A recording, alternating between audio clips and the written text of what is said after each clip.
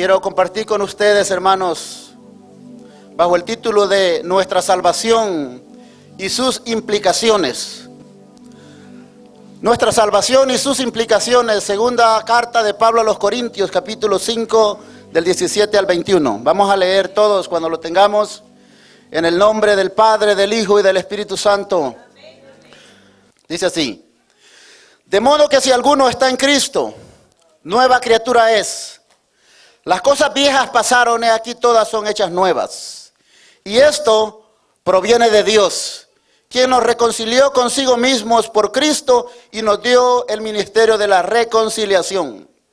Que Dios estaba en Cristo reconciliando consigo al mundo, no tomándole en cuenta a los hombres sus pecados, y nos encargó a nosotros la palabra de la reconciliación.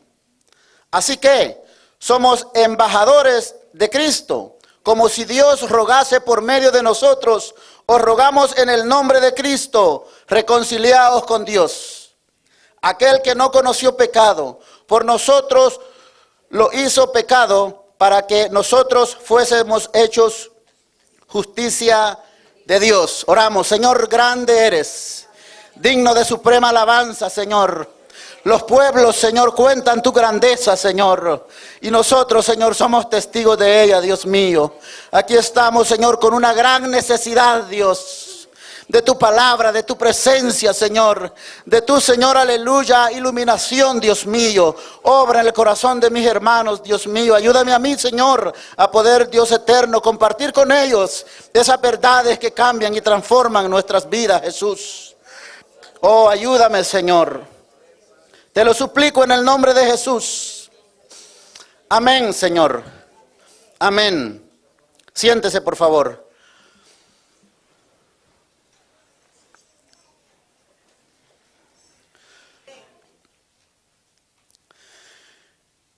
Estos versos, hermanos, nos dicen: de manera que, si alguno está en Cristo. Y la salvación, hermano, tiene implicaciones importantes para nosotros. Yo quisiera que a medida que nosotros vayamos creciendo en el conocimiento de la palabra, el temor de Dios también se vaya apoderando de nosotros y podamos, hermanos, conjugar esos dos principios importantes para poder nosotros, hermanos, darnos cuenta de lo que la salvación significa realmente para cada uno de nosotros. Se habla de un capellán, hermanos, que se acercó en el tiempo de la guerra a un soldado que estaba herido y le dijo: ¿te puedo leer la Biblia? Y dice que este hombre le dijo: tengo sed, dame de beber primero. Y este hombre acercó su cantimplora al soldado y le dio el poquito de agua que tenía, aún sabiendo de que a kilómetros a la redonda no había más agua que tomar, sino que solamente ese poquito que él traía en su cantimplora. Al haberle dado la bebida, le dijo: ahora. Y él le dijo: no, tengo hambre. Y de su mochila sacó un pedazo de pan que había guardado con mucho entusiasmo, porque era el último pedacito de pan que tenía, y se lo compartió a él. Y por último este hombre le dice: ¿sabes qué? Tengo frío. Y este capellán, hermano, se quitó su capa y lo cubrió a este hombre, sabiendo, hermanos, de que, sintiendo lo terrible del frío en su propio cuerpo. Cuando este hombre, hermanos, sintió eso, le dijo: ahora sí puedes hablarme puedes leerme la Biblia. Porque le dijo: me diste el último trago de agua que tenías.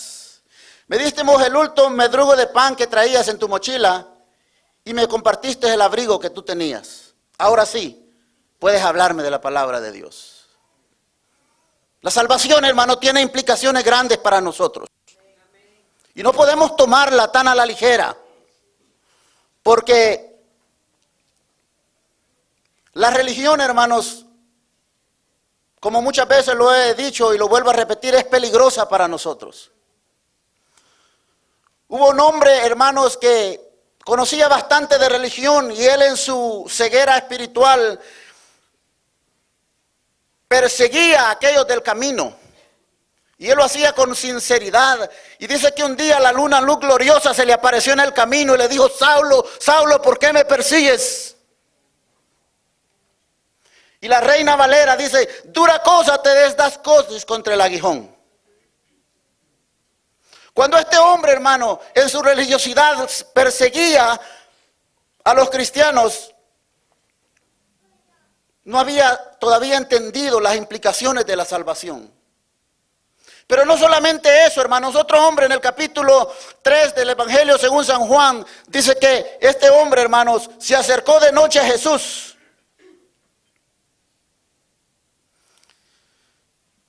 Y le dijo: Rabí, sabemos que has venido de Dios como maestro, porque nadie puede hacer estas señales que tú haces si no está Dios con él.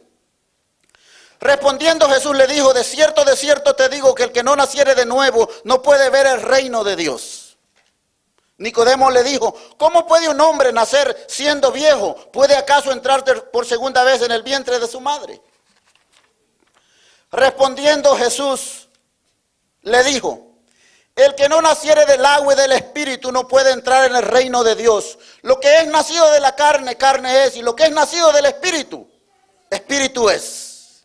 No te sorprendas, le dijo, que los diga que es necesario nacer de nuevo. Ambos casos, hermanos, dos fariseos que necesitaban tener un encuentro real con Cristo, porque la religión que habían estado siguiendo no los estaba llevando a ningún lugar. Pero algo bien importante para nosotros es que el Señor en el capítulo 3, verso 8, ahí siempre de San Juan, le dice: el viento sopla de donde quiere y oye su sonido, mas no sabe de dónde viene ni a dónde va. Así es todo aquel que es nacido del Espíritu. Hay entre los entendidos en la materia, hermanos, cuando dice que es necesario nacer del agua y del Espíritu, unos consideran que es necesario nacer del agua del bautismo del arrepentimiento primero para ser salvos. Otros dicen que es necesario nacer humanamente para ser salvos. En ambos casos son aplicables, porque Juan predicaba acerca del arrepentimiento para perdón de pecados. Y lógicamente el hombre tiene que nacer físicamente para poder después reconocer al Señor como Señor y Salvador. Pero lo cierto, hermanos, es de que el viento viene y sopla y nosotros no sabemos realmente el rumbo del viento. Puede cambiar de un lado a otro, pero lo que vemos es el efecto del viento. Así como nosotros, hermanos, realmente no podemos explicar nuestra salvación con palabras humanas necesariamente, pero sí podemos testificar a través de nuestra propia vida la obra de Dios en cada corazón. El viento sopla y no sabemos de dónde viene, pero sí vemos el efecto que causa el viento. Así es el efecto que causa nuestra vida transformada por el poder del Espíritu Santo. La salvación y sus implicaciones. Es necesario nacer de nuevo. ¿Por qué, hermanos? Estos hombres no entendían, porque la palabra del Señor dice que el hombre natural no percibe las cosas que son del Espíritu, porque para él son locura y han de discernirse espiritualmente. Por eso es necesario, hermanos, un verdadero arrepentimiento, nacer de nuevo. Porque las cosas del Espíritu, la carne engendra carne, el Espíritu engendra espíritu.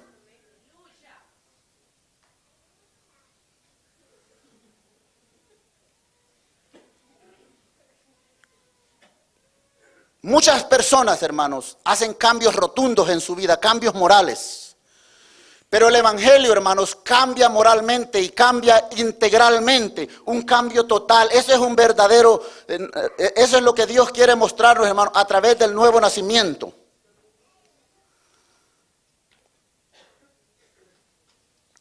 La primera implicación, hermanos, de nuestra salvación es que Dios nos hizo a nosotros nuevas criaturas con una nueva naturaleza. Y acá, hermanos, en Efesios 1:4 el Señor nos habla y nos dice: según nos escogió desde antes de la fundación del mundo, para que fuésemos santos santos y sin mancha delante de Él. Y el 5 dice, en amor habiéndonos predestinado para ser adoptados hijos suyos por medio de Jesucristo, según el puro afecto de su voluntad. Dios, hermanos, no ejerció al azar un plan salvífico. Dios lo pensó desde antes de la fundación del mundo y lo miraba a usted y me miraba a mí salvándonos, hermanos. Por eso que Él, cuando estaba en esa cruz, hermanos, decidió pagar el precio porque Él miraba, dice que por el gozo puesto delante de Él, recibió el oprobio. La salvación, hermanos, Dios la planeó desde antes de la fundación para todos. Para todos. Pero lo más importante, hermanos, que aunque Dios planeó la salvación para el hombre, hay un lugar donde el hombre toma acción. Y dice acá en el verso 12, hermanos, del Evangelio según San Juan, mas a todos los que le recibieron, a los que creen en su nombre, Dios les dio potestad de ser hechos hijos de Dios. Mire lo que dice el 13. Los cuales no son engendrados de sangre ni de voluntad de carne, ni de voluntad de varón, sino de Dios. Dios planeó, hermanos, nuestra salvación. Dios se ocupó, hermanos, de llevarnos aún hasta el momento en que nosotros creímos, porque la salvación, hermanos, no es algo arbitrario de parte de Dios. Dios planeó y ejecutó todo el plan y lo llevó a cabo, pero hay algo en que Dios nos demanda y es creer. Creer en el Señor. Por lo tanto, no es algo fatalista. Dios planeó, hermanos, y preparó todo para que nosotros podamos ser salvos. Pero eso, hermanos, no es de voluntad de varón, es voluntad de Dios. Dios preparó todo eso. El hecho que nosotros estemos aquí, hermanos, la misma carta de Pablo a los Efesios decía, vosotros estabas muertos en vuestros delitos y pecados.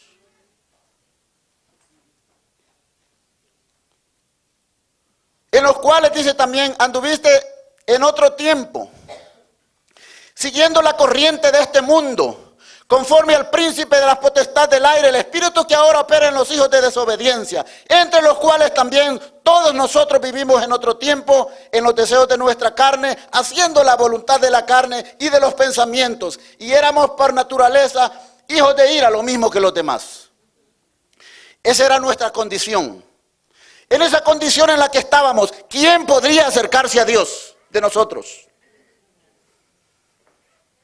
Un muerto, hermanos. ¿Qué puede hacer un muerto? Una persona que sirve, hermanos, a las tinieblas, ¿cómo se va a poder acercar a Dios? Tenía que ser Dios mismo, aún, hermanos, metiendo su mano de allí y sacándonos a nosotros, porque no había forma. No había forma, hermanos. Éramos, hermanos, vivíamos satisfaciendo nuestros propios deseos, haciendo la voluntad de la carne y principalmente haciendo la voluntad del Espíritu que ahora opera en los hijos de desobediencia. Lo que yo entiendo claramente es que Dios está marcando un antes y un después para nosotros. Dios está diciéndonos, esto era ustedes antes, ahora que han nacido de nuevo, estos son ahora ustedes, son nuevas criaturas con una nueva naturaleza.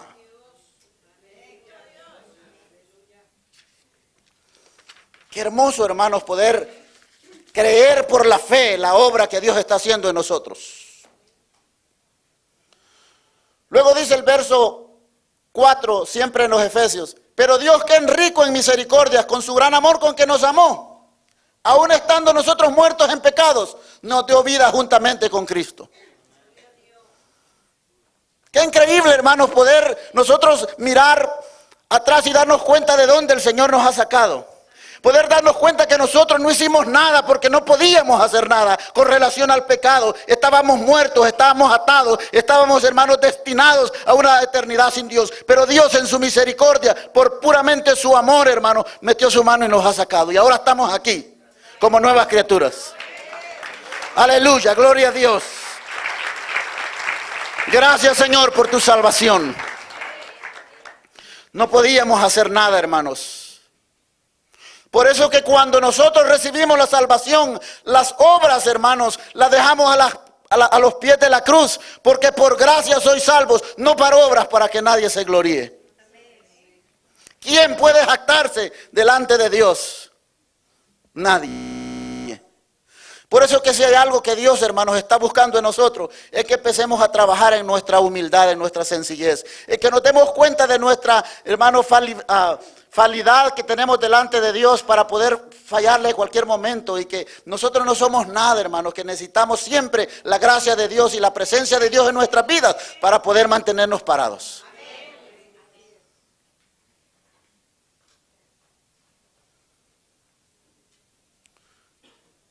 Luego dice acá, hermanos, que Dios estaba reconciliando a los hombres consigo.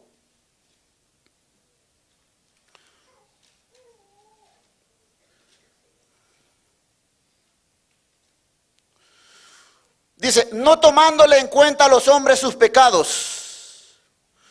¿Se imagina usted si Dios nos hubiera pagado a nosotros conforme a nuestros hechos y conforme a nuestras maldades? No teníamos oportunidad. No teníamos ninguna chance de poder, hermanos, conocer la gracia salvífica de Cristo. ¿Qué es lo que pasó, hermanos? Que toda la ira de Dios se la imputó a Jesucristo, se la puso a Él, hermanos, y nos declaró a nosotros, hermanos, limpios. Por eso es que no es que Dios no haya tomado en cuenta, hermanos, en el hecho de que no le fastidiaba el pecado de nosotros y la maldad, sino que simplemente toda la ira que venía sobre nosotros la puso sobre el Cordero de Dios. Toda nuestra responsabilidad, todo nuestro deber y nuestra culpa fue sobre nuestro Salvador. Y por eso nosotros venimos, hermanos, a ser ahora poseedores de esa gracia, de esa misericordia. Por eso que los golpes, hermanos, del Señor, por eso que la humillación, por eso que, hermanos, los azotes y todo el sufrimiento, hermanos, sobre Él, porque la ira de Dios, hermanos, estaba cayendo sobre aquel que no había cometido pecado. Y esa ira era contra nosotros. Era sobre usted y sobre mí, porque nosotros somos los que le fallamos. Él dice que fue perfecto y sin pecado. Él llevó toda nuestra carga de pecado sobre Él. Nuevamente, el Salmo 53, verso 3, hermanos, dice que no hay nadie que busque a Dios. Que todos se han desviado a una, dice. No hay bueno ni siquiera uno. Lo mismo relata Pablo, hablándole a los romanos, el capítulo 3, nadie, hermanos, busca a Dios. Nadie de nosotros, hermanos, puede acercarse a Dios por su propia fuerza. Por eso es importante un nuevo nacimiento. Por eso, hermanos, es importante darnos cuenta de las implicaciones de la salvación en nosotros. ¿De dónde viene la fuerza para servir a Dios? De Dios mismo. ¿De dónde, hermano, viene el cambio moral y espiritual? De Dios mismo, a través del nuevo nacimiento. Es necesario nacer de nuevo. Es necesario, hermano, conocer a un Cristo de poder. Es necesario, hermano, cada día nosotros sumergirnos en Él para poder vivir una vida victoriosa. Porque nosotros, hermanos, estamos a la intemperie muchas veces, alejados del Señor.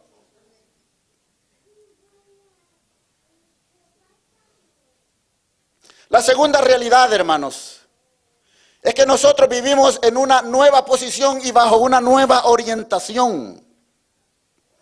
Antes vivíamos, hermanos, alejados de Dios.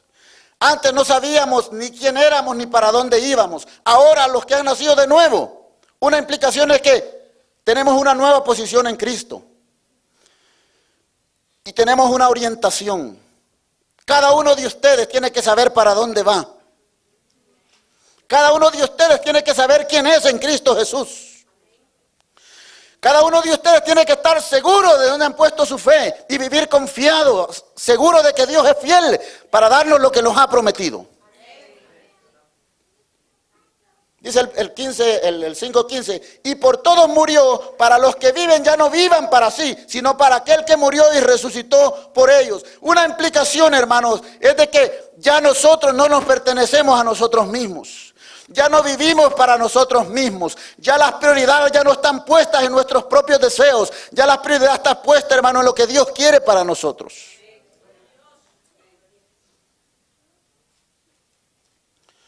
¿Qué significa vivir para Cristo en este tiempo?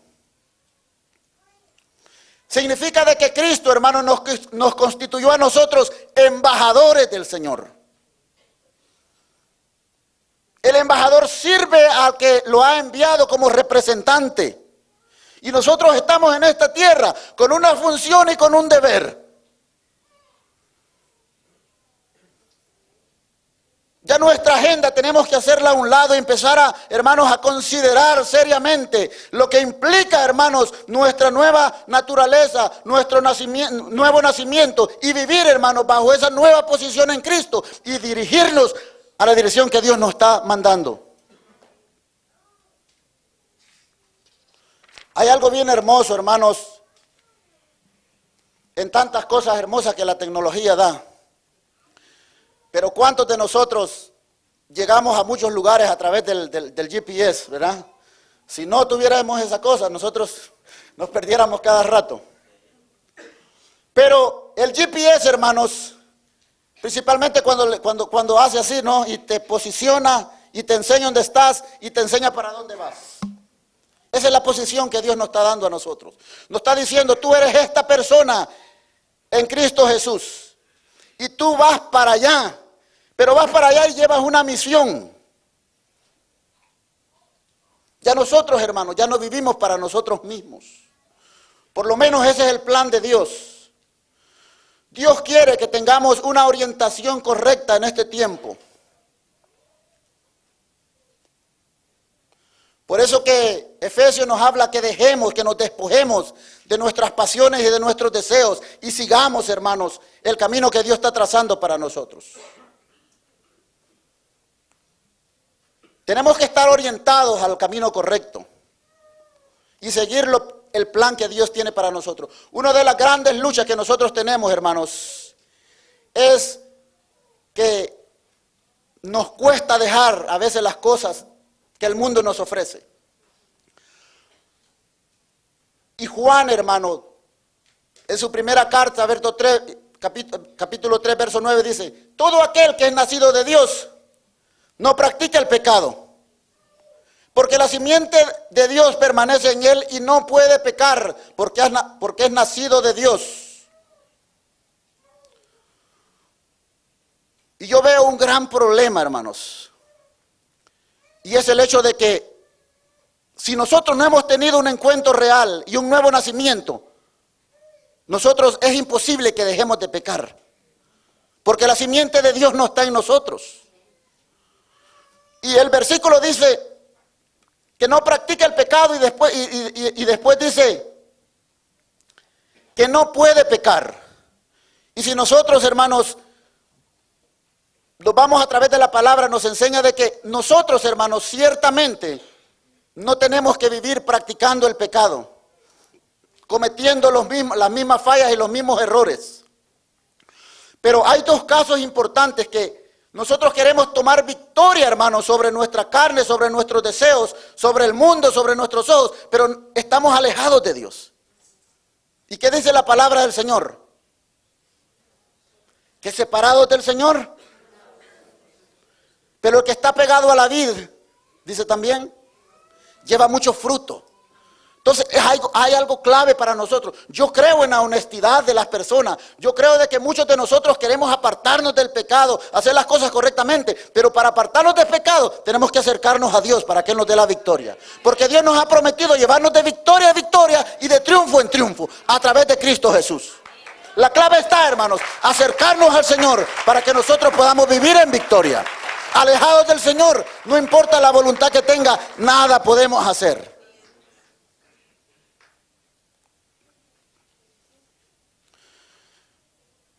Gálatas 2:20 dice, con Cristo estoy juntamente crucificado.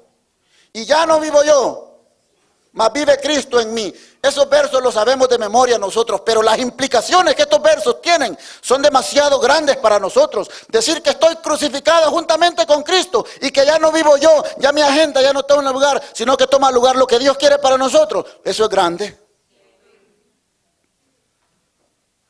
Pero eso es lo que Dios está buscando de nosotros, hermanos. Crucificar nuestros deseos y nuestras pasiones a la cruz y vivir en libertad. Dios vino a dar vida, hermanos. Dios vino a dar vida y vida abundante. Dios vino a dar gozo y paz a su pueblo, hermano. Él no quiere que vivamos. Si hemos de vivir, hermanos, en esclavitud y en pecado, nos hubiéramos quedado en el mundo mejor. Por eso es importante un nuevo nacimiento. Cristo, hermanos, es victorioso. ¿Y por qué Él es victorioso? Nosotros también somos vencedores en el nombre de Jesús. No podemos, hermanos, vivir atados a las mismas costumbres, a los mismos deseos, como que si Dios no ha hecho nada en nuestra vida y en nuestro corazón. ¿De qué estoy hablando? De que no le fallamos al Señor. Mientras estemos en esta carne, hermanos, siempre vamos a fallarle al Señor. Y esto, con mucho cuidado, porque esto se vuelve muy barato también. Nos llenamos la boca diciendo de que somos imperfectos, etcétera, etcétera. Como que quisiéramos justificar nuestras malas obras muchas veces. Pero Dios conoce, hermanos, el corazón de cada uno de nosotros. Pablo dijo, miserable de mí, ¿quién me librará de este cuerpo de muerte? ¿Por qué? Porque él anhelaba, hermanos, sinceramente, servir a Dios en perfección, hermanos, en integridad. Pero él sabía, hermanos, la lucha que había. Él sabía de que tenía una lucha, hermanos, porque era un ser humano como nosotros. Pero en su corazón, hermanos, estaba el anhelo sincero de agradar a Dios. ¿Usted sabe lo que significa la palabra sincera?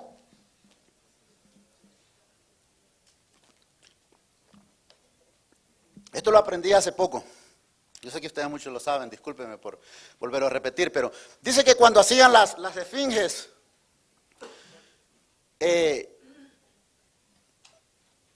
tal vez le había hecho la mano a la esfinge que había hecho un hombre, por decir eso, y se le quebraba el dedito a la esfinge de piedra o lo que haya sido. Entonces, ¿qué es lo que pasaba? Que le ponía cera, lo remendaba, lo pintaba y quedaba así. Por eso que cuando hablamos de sinceridad, hablamos de que tiene que ser cabal, completo. Eso era, el que estaba, hermanos, estaba ya cuarteado y el que compraba la obra de arte no sabía que no era sincero.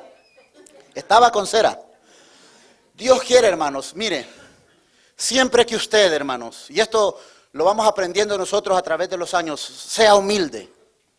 Mire si usted, hermano, como una persona que le falla al Señor, no como una persona que practica el pecado, pero una persona que necesita del Señor. El apóstol Pablo quiso, hermanos, ser perfecto en cuanto a su humanidad, pero él se dio cuenta de que no podía, hermanos. Habían cosas que él, como hombre, todavía... Y no estoy diciendo que vivía en pecado, no. Estoy diciendo de que él, hermano, siendo lo que era un fariseo y un hombre cabal, hermanos, anhelaba ser para Dios completo.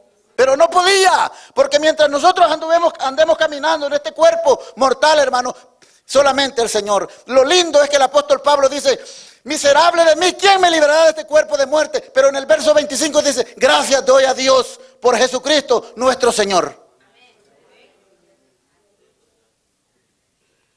Gracias damos a Jesucristo porque Él llevó, hermano, nuestra culpa. Él llevó nuestras enfermedades. Él llevó, hermano, nuestros juicios. Y ahora nosotros, a través de la confesión y del arrepentimiento sincero, venimos a ser nuevamente, hermanos, limpios y sin mancha.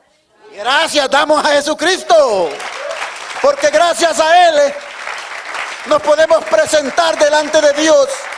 No porque nosotros seamos, hermanos, capaces de poder guardarnos, sino por Cristo, que fue sobre Él imputado todo nuestro pecado y toda nuestra maldad. Y ahora, hermanos, somos libres. Las implicaciones de nuestra salvación es que nosotros hemos sido, hermanos, libres del pecado, libres de la condenación, libres, hermanos, de la humillación, libres, hermanos, de todas esas cosas que en el mundo, hermanos, vivíamos. Por eso es importante que usted salga de esta tarde seguro de su conversión, seguro de que ha confesado delante del Señor sus pecados. Porque si usted no lo hace, no importa lo sincero que sea, no va a poder tomar victoria sobre el pecado. No va a poder tomar victoria, hermanos, en su vida diaria.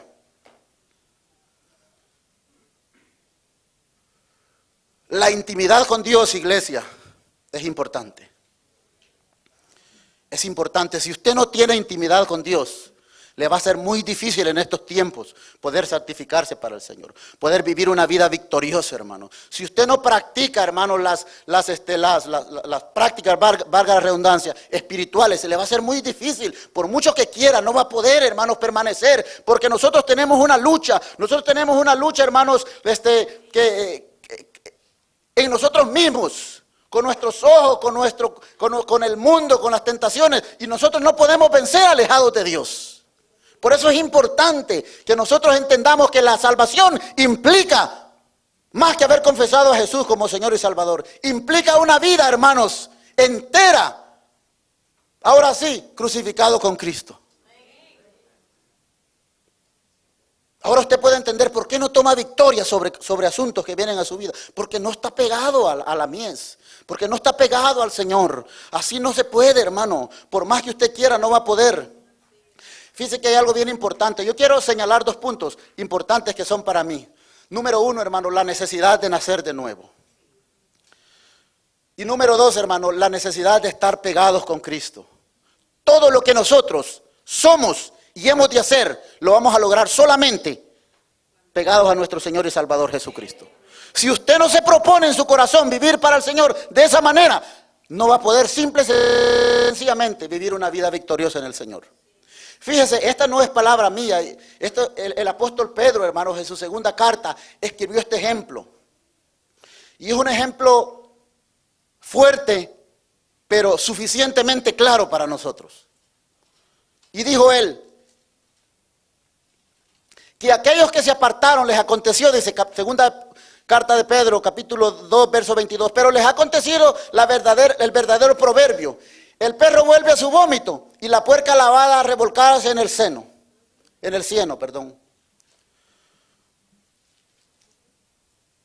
El hombre, hermanos, mientras esté en su mundo de pecado, no va a poder servir a Dios. Es imposible. Efesios nos enseña de que estamos muertos, estamos vendidos, estamos atados. Y muchas veces, hermanos, yo me atrevo a decir que dentro de las iglesias hay gente que no ha nacido de nuevo todavía. Y queremos que practiquen lo que la iglesia practica, pero cada especie tiene su lugar, hermanos. Y para los judíos, los cerdos y los perros eran animales inmundos. Este no es asunto mío, este es lo que está en la palabra de Dios escrita, para traernos a nosotros un principio importante. La puerca, hermanos, por más que se lave y la polvee, sigue siendo ¿qué? Nomás tiene la oportunidad y se va a meter al lodo. ¿Por qué? Porque esa es su naturaleza. Por eso es importante, hermanos, nacer de nuevo. Para que los vicios y todas esas cosas que vuelven y nos atan a nosotros no se repitan en nuestra vida. Por más que nosotros le pongamos chongos, hermanos, y la metamos a la casa, sigue siendo un animal que no ha sido transformado todavía. Ahora, el otro asunto es de que nosotros necesitamos, hermanos, cada día acercarnos al Señor, principalmente en los tiempos que estamos viviendo. Acercarnos al Señor, hermanos. Mire, el hecho de que nosotros vengamos a la iglesia, hermanos, eso no nos hace a nosotros, cristianos. El hecho que usted confesó al Señor así de diente a labio aquí, eso no lo hace cristiano a usted. La gente, hermanos, está viendo en nosotros, está esperando ver en nosotros un verdadero cambio. El hombre, el soldado que estaba herido, hermanos, permitió que el capellán le leyera la palabra hasta que vio en él las obras de un cristiano. Tenemos delante de nosotros un reto grande. No, hermanos, proponernos dar el mejor sermón exegético de acá, sino empezar a vivir una vida que agrade a Dios. Una vida que testifique del cambio que Dios está haciendo. Así como el viento no lo podemos explicar. Quizás nosotros con nuestras propias palabras no podamos explicar que somos nuevas criaturas. Pero sí podemos mostrar con nuestra vida la obra de Dios en nuestros corazones. Un reto grande delante de nosotros. Siempre preséntese como una persona necesitada. Siempre preséntese como un hombre que necesita de Dios más que los que están sentados allí. Nunca se presente con aires de superioridad sobre los demás, porque todos nosotros necesitamos del Señor. Somos lo que somos, gracias a la misericordia de nuestro Señor Jesucristo. No somos, hermanos, nadie más que nadie. Somos, hermanos, simplemente siervos del Señor. ¿Quedaron claros esos dos conceptos, hermanos? Si quiere tomar victoria, péguese al Señor. Si quiere vivir una vida de gozo y de felicidad en medio de las tribulaciones y dificultades, busque al Señor, que Dios le va a dar la paz que necesita, aún en medio de la tristeza.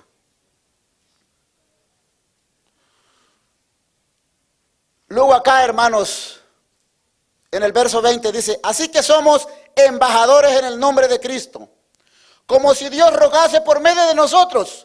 Os rogamos en el nombre de Cristo, reconciliados con Dios.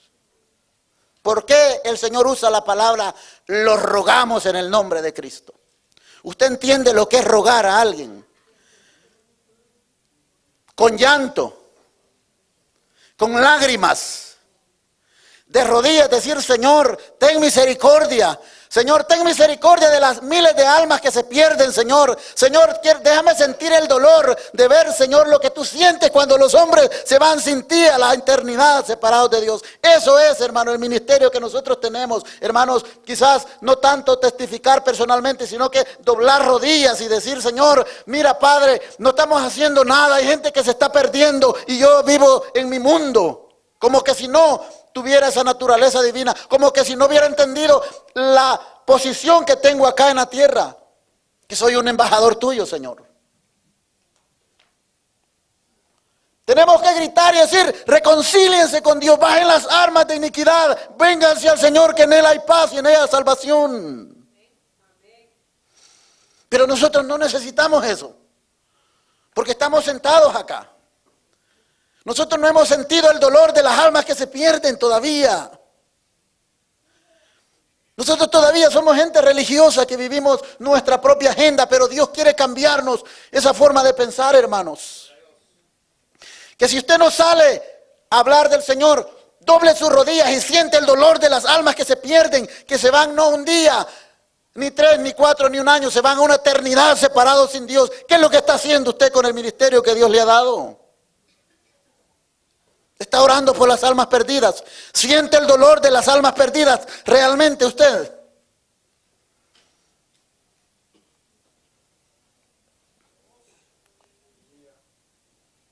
Eso es lo que el apóstol Pablo dice, hermano. Rogamos, reconciliados con Dios. Si al que no conoció pecado por nosotros lo hizo pecador, Dios, hermano, lo hizo pecado para que nosotros fuésemos hechos justicia de Dios. Así que os rogamos en el nombre de Cristo, reconciliados con Dios. Necesitamos, hermanos amados, yo no dudo de su sinceridad, yo no dudo de su devoción a Dios, pero necesitamos todavía algo más. Necesitamos pegarnos más al Señor para que podamos sentir lo que el Señor siente en su corazón por las almas. Que nos demos cuenta, hermanos, que aunque estamos adentro, podemos estar, hermanos, alejados de Dios. Que aunque a veces somos miembros de una iglesia, podemos ni siquiera haber nacido de nuevo. Eso Dios lo sabe. Pero aquí estamos, delante de un Dios, hermanos, amante. Delante de un Dios, hermano, bueno. Que si estamos aquí, es por su gracia y por su misericordia. Yo a través, hermanos, de este pequeño discurso tuve la intención de mostrarte que tú eres una nueva criatura. Que tú tienes una posición en Cristo. y que tú tienes una nueva orientación en el Señor.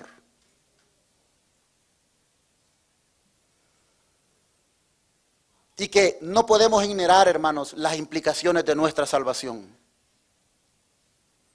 El verso, capítulo 6, verso 1, ahí mismo dice: así que nosotros, como embajadores suyos, os exhortamos a que no recibáis en vano la gracia del Señor.